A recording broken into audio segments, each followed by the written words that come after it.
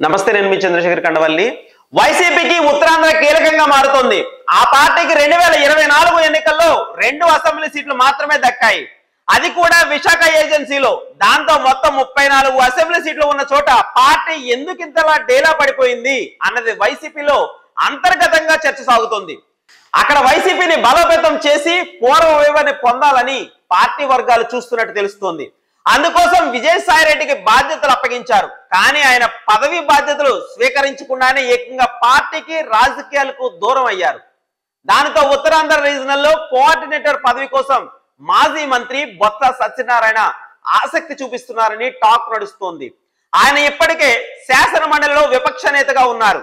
ఆయనకు ఉభయ గోదావరి జిల్లాల రీజన్ లో కోఆర్డినేటర్ గా పార్టీ బాధ్యతలు అప్పగించింది. అయితే ఉత్తరాంధ్రలో మంచి పట్టు పలుకుబడి ఉన్న బొత్సకి కనుక ఈ బాధ్యతలు ఇస్తే ఆయన పార్టీకి బలోపేతం చేయగలరని ఆయన వర్గీయులు అంటున్నారు. కానీ అధినాయకత్వం మరికొందరిని పేర్లు పరిశీలిస్తోంది అని సమాచారం కూడా ఉంది.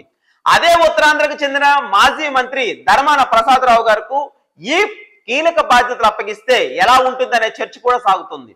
ఆయన కూడా బలమైన సామాజిక వర్గానికి చెందిన వారు, వ్యూహరచన చేయడంలో నిష్ణాతులు, అందరినీ కలుపుకొని పోయే తత్వం ఉన్నవారు, పైగా టీడీపీకి స్ట్రాంగ్ గా ఉన్న శ్రీకాకుళం జిల్లాకు చెందినవారు. కాబట్టి ధర్మాన ఈ పదవి ఇస్తే పార్టీలో ప్రాధాన్యత ఇచ్చినట్లుగా ఉంటుందని, ఆయన కూడా యాక్టివ్ అవుతారని అనేది ఒక ఆలోచన.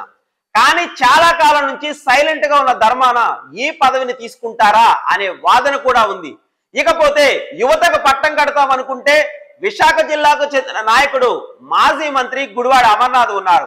టీడీపీ మీద విమర్శలు చేయడంలో ముందుంటారు. ఈ పదవిని 3 జిల్లాలతో కోఆర్డినేట్ చేసుకుని ముందుకెళ్లాల్సి ఉంటుంది. అంతేకాకుండా కడప జిల్లాకు చెందిన ఎంపీ వైఎస్ అవినాష్ రెడ్డి పేరు కూడా వినిపిస్తుందట. ఆయనను తెస్తే ఉత్తరాంధ్ర జిల్లాకు కీలక బాధ్యతలు అప్పగిస్తారని కూడా వినిపిస్తోంది.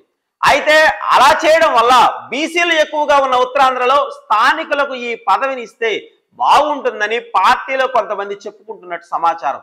చూద్దాం ఏం జరుగుతుందనేది.